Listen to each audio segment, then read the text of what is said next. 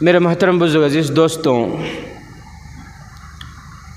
ہر محبت کا ایک اثر ہوتا ہے، ہر محبت کا ایک اثر ہوتا ہے۔ دنیا کی محبت کا اثر یہ ہے کہ انسان گناہوں پر اتر آتا ہے۔ دنیا کی محبت کا اثر یہ ہے کہ انسان اللہ کی ناراضگی پر اتر آتا ہے۔ دنیا کی محبت کے بہت سارے نقصانات ہیں۔ ان نقصانوں میں سب سے بڑا نقصان یہ ہے کہ انسان کے اندر فرق ختم ہو جاتا ہے، حلال حرام کی تمیز ختم ہو جاتی ہے۔ حلوے میں اور گوبر میں فرق نہیں کرتا انسان، پیشاب میں اور پانی میں فرق نہیں کرتا انسان۔ جب دل میں دنیا کی محبت، مال کی محبت، دنیا میں ہمیشہ رہنے کی محبت غالب آ جاتی ہے تو پھر وہ گوبر کو بھی حلوہ سمجھنے لگتا ہے، وہ پیشاب کو بھی پانی سمجھ کر پینے لگتا ہے، وہ حرام کو بھی حلال سمجھ کر استعمال کرنے لگتا ہے۔ یہ دنیا کی محبت کا اثر ہے۔ جس دنیا کی محبت میں پڑھ کر آج میں اور آپ اللہ کے حکموں کو توڑ رہے ہیں، جس دنیا کی محبت میں پڑھ کر آج میں اور آپ جناب آقا محمد الرسول اللہ صلی اللہ علیہ وسلم کی سنتوں کا مذاق اڑا رہے ہیں، وہ دنیا اللہ کی نظر میں اس کی کیا حیثیت ہے، اللہ کی نظر میں اس کی کیا قیمت ہے اس دنیا کی۔ میرے اور آپ کے آقا احمد مجتبیٰ محمد مصطفیٰ سرکار دو عالم سب کہہ دیں صلی اللہ علیہ وسلم نے فرمایا کہ اللہ کے نزدیک دنیا کی قیمت، اللہ کے نزدیک دنیا کی قیمت ایک مچھر کے پر کے برابر بھی نہیں ہے۔ آج ہم لوگ دوستوں کے ساتھ بیٹھ کر، محفلوں میں بیٹھ کر حکومت والوں کو گالیاں دیتے ہیں، حکومت والوں کو گالیاں دیتے ہیں، حکومت چلانے والوں کو گالیاں دیتے ہیں، فلاں کے ماں کی بھان کی سب گناتے ہیں۔ ڈھنگ سے رہتے تو آج یہ حالات نہیں ہوتے تھے۔ حکومت والوں کو گالیاں دینے سے اللہ خوش ہو جائیں گے؟ بھی بولو، حکومت والوں کو گالیاں دینے سے اللہ خوش ہوتا ہے؟ اللہ خوش ہوں گے اللہ کو راضی کرنے سے، اللہ کے حکموں کو پورا کرنے سے، نبی کے سنتوں پر چلنے سے۔ حکومت والوں کو گالی دینے سے مسئلے حل نہیں ہوں گے، اللہ کو راضی کرنے سے مسئلے حل ہوں گے۔ اس دنیا کی کوئی حیثیت نہیں اللہ کے نزدیک۔ یہ تو ہم ایک دنیا میں جی رہے ہیں، پتہ نہیں اسے کتنی دنیا ہے۔ الحمدللہ رب العالمین، یہ ایک عالم ہے، عالمین، اللہ عالموں کا پروردگار ہے۔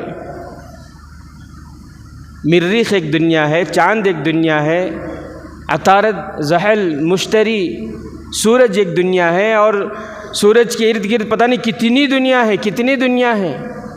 آج تک کسی نے کاؤنٹ نہیں کر پایا، سائنس اتنی ترقی ہونے کے باوجود بھی۔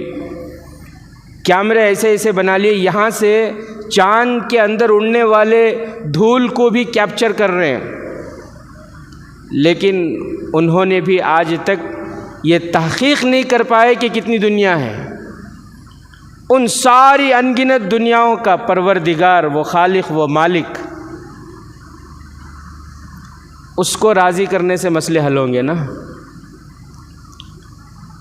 اور یہ دنیا تو اس کی کوئی حیثیت ہی نہیں ہے، اس دنیا کی کوئی حیثیت ہی نہیں، ملعون ہے۔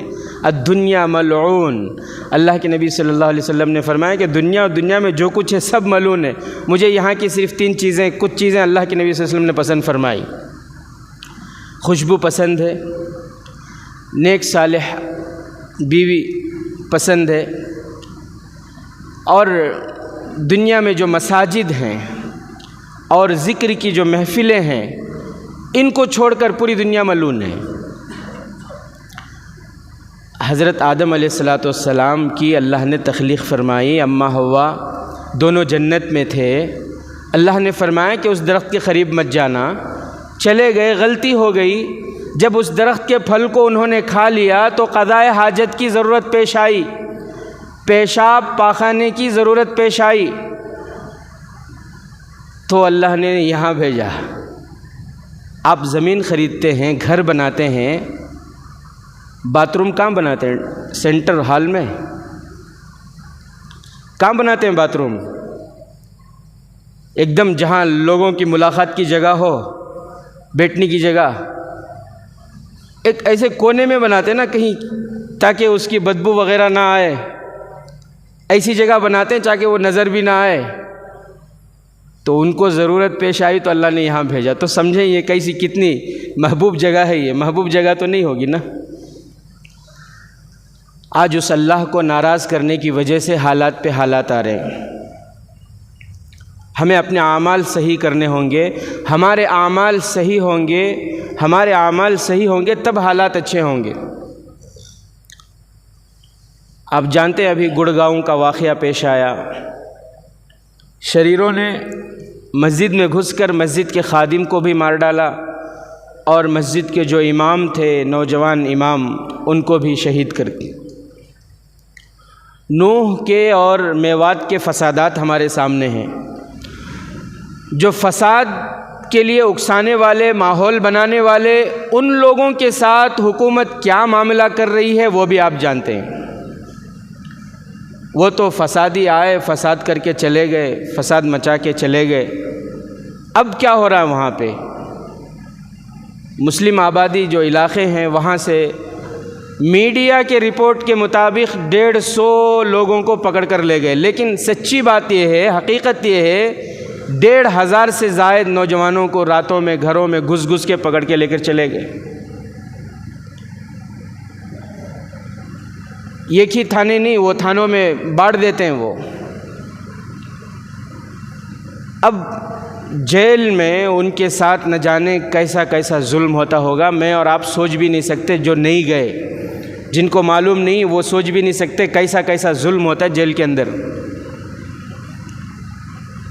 تو اللہ کو ناراض کرنے کی وجہ سے یہ حالات آتے ہیں۔ اگر اللہ کو ناراض ہم نہ کیے ہوتے میں اور آپ، تو آج یہ دن دیکھنا نہ پڑتا۔ میرے محترم عزیز دوستوں، روزی مقدر ہے، ہر انسان کی روزی مقدر ہے۔ آج دنیا کے پیچھے پڑ کر ہم حلال حرام کی تمیز کو چھوڑ رہے ہیں، بس ایک ہی فکر، کمانا کمانا، جمانا کمانا، جمانا، دکھانا، اڑانا۔ جلانے والا، مارنے والا اللہ ہے، یہ یقین بنائیں۔ جلانے والا، مارنے والا کون ہے؟ میری دکان رہی تو میں جیروں سو، اب وہ دکان کو بچانے کے واسطے سود کو بھی جا رہا ہے، لون کو بھی جا رہا ہے، جو روح کو سنگا کو بھی بھیج رہا ہے انسان، کیونکہ رازق اس نے دکان کو بنا لیا۔ جلانے مارنے والا اللہ ہے میرے عزیز ساتھیوں۔ حضرت حسن بصری رحمۃ اللہ علیہ بہت بڑے اللہ کے ولی گزرے ہیں، آپ نے نام سنے ہوں گے ان کا، حضرت حسن بصری، جانتے ہیں نا بھئی؟ جانتے کہ نہیں جانتے؟ اللہ والے تھے نا وہ۔ حضرت حسن بصری رحمۃ اللہ علیہ فرماتے ہیں کہ میں ایک مرتبہ نہانے کے لیے، کپڑا دھونے کے لیے ایک ندی، ایک سمندر کے کنارے گیا،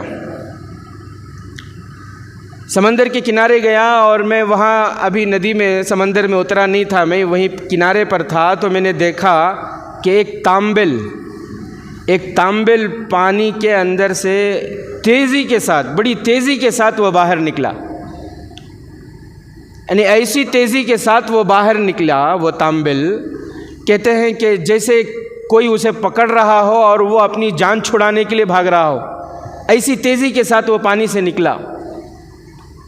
حضرت فرماتے ہیں کہ میں دیکھ رہا تھا، وہ نکل کے تھوڑی دور وہاں گیا، وہاں ایک بچھو تھا، تو وہ بچھو تانبل کے اوپر سوار ہو گیا، تانبل نے بچھو کو اپنے پیٹھ پر بٹھا لیا اور پھر وہ ندی کے پاس آیا، اور ندی یعنی ایسی تیزی کے ساتھ وہ جا رہا تھا جیسے فوجی اپنے کمانڈر ان چیف کے حکم پر عمل کرتے ہیں، ان کے حکم کو مانتے ہیں، ان کے حکم کو فالو کرتے ہیں، ایسی تیزی کے ساتھ وہ جا رہا تھا۔ حضرت حسن بصری رحمۃ اللہ علیہ فرماتے ہیں، میں نے ایک کشتی والے سے کہا کہ بھائی مجھے وہ تانبل کے پیچھے پیچھے لے چلو، جہاں جہاں وہ تانبل جاتی ہے، جو تمہاری مزدوری ہوگی وہ مزدوری میں دے دوں گا۔ آخر یہ تانبل یہ بچھو کو لے کر جا کہاں رہی ہے، مجھے دیکھنا ہے، معلوم کرنا ہے۔ کشتی والے نے ان کو بٹھایا اور وہ تانبل کو فالو کرتے ہوئے، پیچھے کرتے ہوئے ایک جزیرہ تھا، اس جزیرے کے پاس وہ تانبل گئی تو کشتی روک کر یہ بھی وہاں اترے۔ حضرت حسن بصری رحمۃ اللہ علیہ فرماتے ہیں میں بھی وہاں اترا اور اتر کر میں پیچھے پیچھے جانے لگا، چھپ کر آہستہ آہستہ کہ تانبل کہاں جا رہی ہے۔ حضرت فرماتے ہیں تھوڑی دور جانے کے بعد میں نے دیکھا وہاں ایک اژدہا ہے، ایک زہریلا سانپ ہے اور پوری تیاری کر رہا ہے، بس ابھی چند سیکنڈوں میں، چند لمحوں میں وہاں ایک انسان سویا ہوا ہے، اسے ڈسنے کی پوری تیاری کر رہا ہے۔ وہ وہاں درخت کے نیچے ایک انسان سویا ہوا ہے، ایک زہریلا سانپ اسے مارنے کی پوری تیاری، پوزیشن لے رہا مارنے کے لیے، چند سیکنڈوں میں مارنے والا۔ یہ بچھو تانبل سے اترتی ہے اور فوراً اس کو ڈنک مار دیتی ہے اس سانپ کو۔ جیسے ہی بچھو نے سانپ کو ڈنک مارا، سانپ ادھر متوجہ ہو گیا، سانپ ادھر پلٹ گیا اور پھر وہ جو سویا ہوا تھا وہ انسان بچ گیا۔ حضرت حسن بصری رحمۃ اللہ علیہ فرماتے اللہ کی عجیب شان ہے، جب وہ بچانے پر آتا ہے تو موت کے منہ سے بھی کیسے بچا لیتا ہے۔ اس انسان کی زندگی مقدر تھی، اللہ کو بچانا تھا تو اللہ نے کیسے بچا لیا۔ میرے محترم بزرگ عزیز دوستوں، آج ہمارا پورا معاملہ دیکھیں آپ، ہماری تجارت، ہمارا کاروبار، دنیا کی محبت میں ہم اندھے ہو رہے، حلال حرام کی ہمارے اندر تمیز ہی نہیں رہی۔ گھر گھر میں سنگا گھسا ہوا ہے، گھر گھر میں ہم سمجھ رہے ہیں کہ سنگے کے بغیر میرا گزارا ہی نہیں ہوگا، سنگے کے بغیر گھر میں فریج کیسے آئے گا، سنگے میں سود میں ہاتھ ڈالے بغیر بچی کی شادی کیسے ہوگی، جہیز کیسے جوڑیں گے۔ روزی اللہ نے مقدر کر رکھی ہے، اللہ کی قسم جس کی جو روزی ہے اسے مل کر رہے گی، وہ جس کی جو روزی اللہ نے ماں کے پیٹ میں مقرر کر دی ہے روزی مل کر رہے گی۔ اختیار ہمارے ہاتھ میں ہے، چاہے تو حلال طریقے سے کھاؤ یا پھر حرام طریقہ اپناؤ۔ بریانی پکتی ہے، بریانی پک رہی ہے، اس میں مقدر ہے لوگوں کا کسے کسے کھانا ہے۔ بعض وہ ہوتے ہیں جو عزت کے ساتھ کھاتے ہیں، نوشوں کے ساتھ بیٹھ کر ولیمے کی دعوت کھا رہے ہیں، بعض وہ ہوتے ہیں جو چرا کر کھاتے ہیں، بعض وہی بریانی پکی، لیکن بعض وہ ہوتے ہیں جو کچرے کے ڈبے میں جانے کے بعد وہاں سے اٹھا کر کھا رہے ہیں۔ جا سب کو رہی ہے، تو اللہ نے ہمیں اختیار دیا ہے، روزی تمہیں اتنی ہی ملے گی جتنی میں نے مقدر کر دی ہے، چاہے تم حلال طریقے سے کماؤ چاہے حرام طریقے سے کماؤ۔ یہ سمجھنا ہے ہمیں۔ ہم یہ سمجھ رہے ہیں کہ نہیں میں لون لے لیا تو میرا کاروبار اب بھی اچھا ہو جاتا ہے، میری جورو کو سنگک بھیج ڈالا تو میں اب بھی اچھا چمک جاتا ہوں، میں پورے پریشانیاں میرے دور ہو جاتی میرے گھر کے۔ اللہ کو ناراض کر کے کبھی کوئی خوش رہا ہے؟ روزی جو مقدر ہے وہ مل کر رہے گی میرے دوستوں۔ امام رازی رحمۃ اللہ علیہ نے ایک واقعہ لکھا ہے، حضرت موسیٰ علیہ السلام پر جب وحی نازل ہوئی، حضرت موسیٰ علیہ السلام کو فکر ہوا کہ میں اپنے گھر والوں کی کفالت کیسے کروں گا۔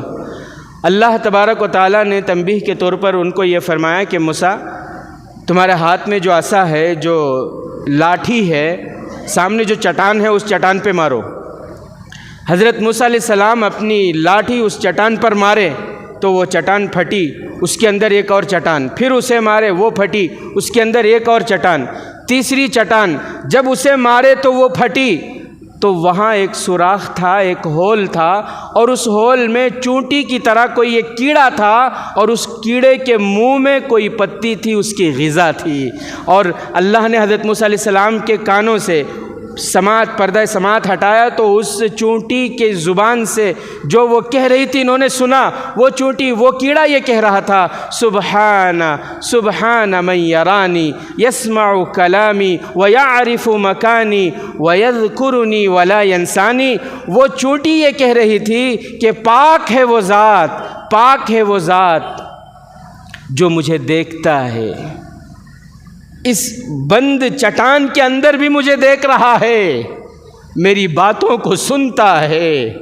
وَيَسْمَعُ كَلَامِي وَيَعْرِفُ مَكَانِي، پاک ہے وہ ذات جو میری جگہ کو جانتا ہے کہ میں کہاں ہوں، کس پوزیشن میں ہوں، وہ جانتا ہے۔ اور پاک ہے وہ ذات، وہ مجھے بھولتا نہیں، وہ مجھے یاد رکھتا ہے، وہ مجھے بھولتا نہیں ہے۔ اللہ اکبر کبیرہ۔ میرے عزیز ساتھیوں، آج ہمارا ایمان اتنا کمزور ہے، اتنا کمزور، صرف 2000 روپے کے لیے پورے گھر والوں کو بیچنے تیار۔ ایمان چھوڑو، ضمیر چھوڑو، گھر والوں کو تک بیچنے تیار ہے۔ آج ایسے حالات ہیں ہمارے سامنے، آپ دیکھ رہے ہیں۔ میرے محترم بزرگ عزیز دوستوں، تو حالات، حکومت کو گالیاں دینے سے حالات نہیں بدلیں گے، ہمیں اپنے اعمال صحیح کرنے ہوں گے۔ اعمال ہمارے کتنے صحیح ہوئے؟ لاک ڈاؤن جیسا مرحلہ آیا لیکن اس کے باوجود بھی مسجدیں خالی کی خالی ہیں، بلکہ میں تو سمجھتا ہوں کہ لاک ڈاؤن کے بعد سے اور مسجدیں خالی نظر آ رہی ہیں۔ اتنے جنازے ہم کندھوں پر اٹھا رہے ہیں لیکن اس کے باوجود بھی نمازیوں کی تعداد میں کوئی اضافہ نہیں۔ روز ہم مسجدوں کے مائک سے اعلان سنتے ہیں کسی نہ کسی کے جانے کی، لیکن اس کے باوجود بھی نہ ہماری شادیوں میں فضول خرچی کم ہو رہے ہیں، نہ ہماری ویڈیو گرافی بند ہو رہی ہے، نہ ہی بے پردگی ختم ہو رہی ہے، اور نہ ہی سنگے سے ہم توبہ کر رہے ہیں۔ کچھ نہیں، کچھ فرق نہیں پڑ رہا۔ ہمیں کوئی لینا ہی دینا نہیں ہے سول کوڈ سے۔ یہ کیا ہے؟ یونیفارم سول کوڈ، تمہیں لاؤ تو بھی نکو تو بھی، کوئی کچھ معلوم ہی نہیں ہے۔ کیوں؟ اس لیے کہ جیسا تمہیں داڑھی منڈا رہی ہمیں بھی داڑھی منڈا رہی، تمہیں فضول خرچی کر رہی ہمیں بھی فضول خرچی کر رہی، تمہیں جھوٹ بول رہی ہمیں بھی جھوٹ بول رہی۔ کیا ہے؟ لے لکو، کیا لے لگا تین لے لکو۔ میرے محترم بزرگ عزیز دوستوں، حالات بدلیں گے جب اللہ کی مدد آئے گی، اور اللہ کی مدد کب آئے گی؟ جب ہم اللہ کو راضی کریں گے۔ اللہ کی قسم، جب تک ہم اپنے اعمال کو صحیح نہیں کریں گے، اللہ کو راضی نہیں کریں گے، حالات نہیں بدلیں گے۔ اور حالات آتے ہیں گناہوں کی وجہ سے، حالات آتے ہیں نافرمانی کی وجہ سے۔ حضرت خالد بن ولید رضی اللہ تعالیٰ عنہ، جن کو اللہ کے نبی نے سیف اللہ کا لقب دیا تھا، سیف اللہ، اللہ کی تلوار، جب پہلی مرتبہ ان کو سپہ سالار بنا کر، چیف بنا کر، ان کو بڑا بنا کر، سپہ سالار بنا کر ایک جنگ کے لیے ان کو بھیجا گیا ملک شام۔ ملک شام میں یہودیوں کا خلا تھا، اور یہودیوں نے مسلمانوں کو بہت تنگ کر رکھا تھا۔ آئے دن وہ کچھ نہ کچھ فساد کرتے رہتے تھے اسلام کے خلاف، مسلمانوں کے خلاف۔ ان کی سرکوبی ضروری تھی، تو ان کے لیے حضرت خالد بن ولید رضی اللہ تعالیٰ عنہ سپہ سالار ہیں، کمانڈر ان چیف ہیں، اور صحابہ کو، مجاہدین کی جماعت کو لے کر وہاں جاتے ہیں خلا فتح کرنے کے لیے۔ اسلام میں اتنی بڑی لڑائی آپ کو نہیں ملے گی۔ 1 سال تک لڑتے رہے، 1 سال تک لڑتے رہے، لیکن خلا فتح نہیں ہوا۔ اللہ کے نبی صلی اللہ علیہ وسلم پیشن گوئی فرماتے تھے۔ حضرت جعفر بن طیار، حضرت جعفر طیار رضی اللہ تعالیٰ عنہ، ان کا نام جعفر تھا۔ اللہ کے نبی صلی اللہ علیہ وسلم نے فرمایا تھا کہ جعفر جھنڈے کو تھامیں گے، ان کے بعد عبداللہ ابن رواحہ تھامیں گے، ان کے بعد فلاں تھامیں گے۔ جعفر رضی اللہ تعالیٰ عنہ کو اللہ کے نبی صلی اللہ علیہ وسلم نے طیار کیوں کہا؟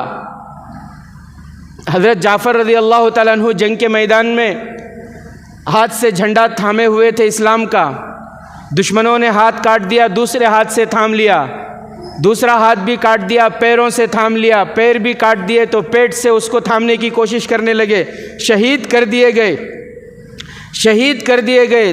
اور شہید کا خون کا قطرہ زمین پر گرتا اس سے پہلے وہ جنت کو پہنچ جاتے ہیں۔ اللہ کے نبی صلی اللہ علیہ وسلم نے حضرت جعفر رضی اللہ تعالیٰ عنہ کو دیکھا، اللہ نے جنت میں، چونکہ یہاں میدان جہاد میں ان کے ہاتھ پیر کاٹ دیے گئے تو اللہ نے ان کو جنت میں پر عطا فرمائے، وہ جنت میں پر کے ذریعے گھوم رہے تھے۔ اللہ کے نبی نے وہ نظارہ دیکھا تو اللہ کے نبی نے فرمایا جعفر تیار۔ تیار کے معنی عربی زبان، پلین کو کیا کہتے ہیں عربی میں؟ تیارتن کہتے ہیں، تیار، یعنی جعفر تیار رضی اللہ تعالیٰ عنہ۔ اللہ کے نبی صلی اللہ علیہ وسلم پیشن گوئیاں فرما رہے تھے۔ تو بہرحال حضرت خالد بن ولید رضی اللہ تعالیٰ عنہ 7 تلواریں ٹوٹ گئیں۔ کتنی تلواریں؟ 7 تلواریں ٹوٹ گئیں، لیکن قلعہ فتح نہیں ہو رہا۔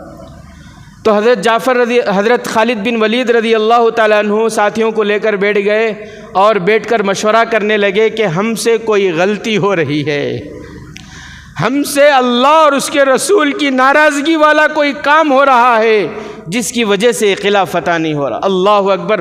کون بیٹھ کے مشورہ کر رہے؟ صحابہ۔ صحابہ کا مقام کیا؟ صحابہ کا مقام کیا؟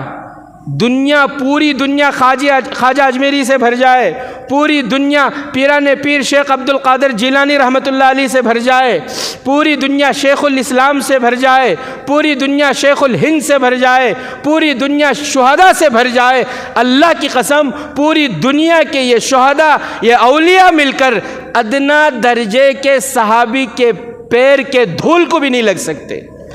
صحابہ کا وہ مقام ہے اللہ کے نزدیک۔ اللہ نے قرآن میں فرمایا رضی اللہ عنہم ورضوا عنہ، میں ان سے راضی ہو گیا، یہ مجھ سے راضی ہو گئے۔ ایسے صحابہ وہ غلطی کریں گے؟ وہ جان بوجھ کر کوئی گناہ کریں گے؟ تصور ہی نہیں، سوال ہی نہیں پیدا ہوتا کہ صحابہ جان بوجھ کر کوئی غلطی کریں۔ آج ہم ہیں سود میں ملوث، نمازوں کو چھوڑ کر، داڑیاں منڈوا کر، گھر کی جوان بچیوں کو بے پردہ چھوڑ کر، گھر میں ٹی وی، گانے، ناچ، سب کچھ، رات میں دعا کرتے اللہ ظالم کو موت دے دے، ظالم کو موت دے دے، صبح کو اٹھ کو نیوز چینل دیکھ رہے، کہا مر گا کہ نہیں دیکھیں گے بول۔ یہ ہماری حالت ہے۔ نہ حلال حرام کی تمیز ہے، نہ اللہ اور اس کے رسول کی ناراضگی کی کوئی فکر ہے۔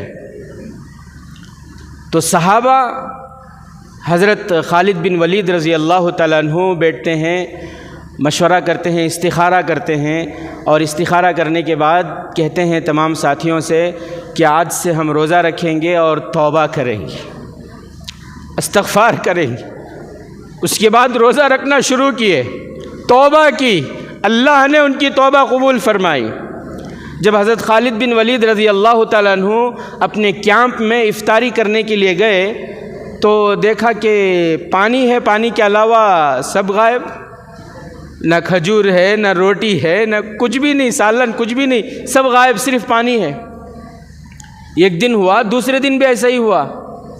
تو جو خادم تھے، فوجی مجاہد جو خادم تھے، جو کھانا لگاتے تھے، ان کو بلا کر حضرت خالد بن ولید نے فرمایا بھائی آپ سب کو کھلاتے، ہمیں کیوں نہیں کھلا رہے؟